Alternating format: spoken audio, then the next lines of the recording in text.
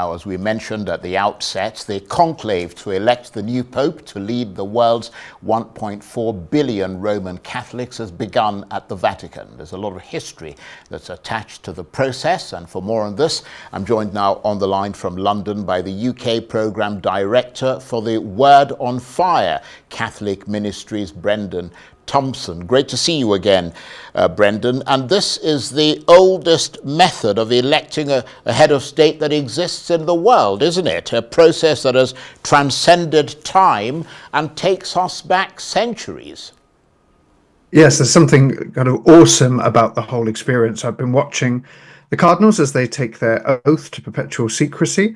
And as you watch it, they put their hand on the Bible and the book of the Gospels, and they look up at the painting by Michelangelo of the Last Judgment, just in case they were getting any ideas of doing something, nefarious. They have there what is in store for them, not only excommunication, but eternal judgment. So I think the cardinals are taking this incredibly seriously, and something of the history and the tradition that is rich in absolutely every act and every gesture of this just speaks to, I think, how profound it is, not only for Catholics, but I think the whole world that is watching now with bated breath.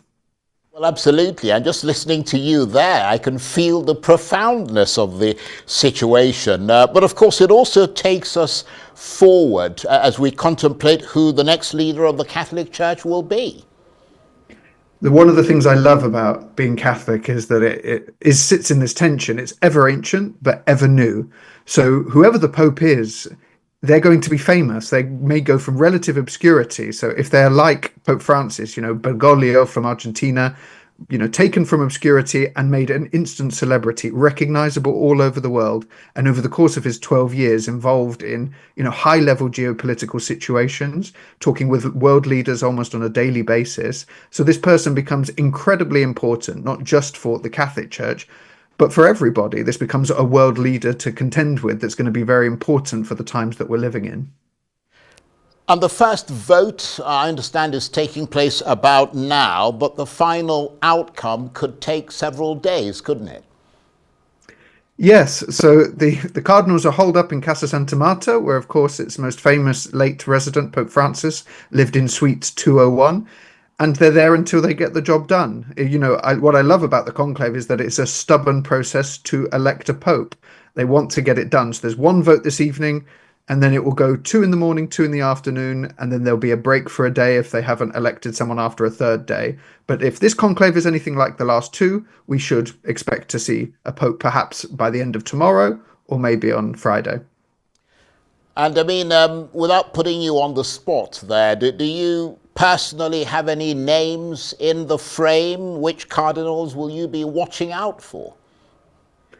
Well, being biased, I'm obviously looking at my own cardinals from England, but I mean, look, I know the names that all the journalists know. I've been quite interested by the name Pizzaballa, who's the Patriarch of Jerusalem, just very young, 60. Could be an African cardinal. 13% of the College of Cardinals electors, the ones under 80 are from Africa.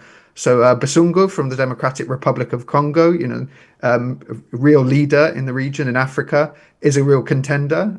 People say about Cardinal Turkson from Ghana as well.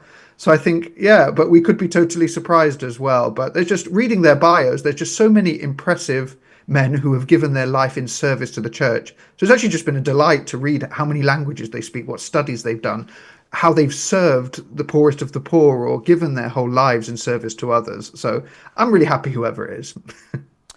Indeed, I think that's the diplomatic way to put it. Brendan, thanks very much indeed. Brendan Thomson is the UK Programme Director for the Word on Fire Catholic Ministries. He was talking to me on the line there from London.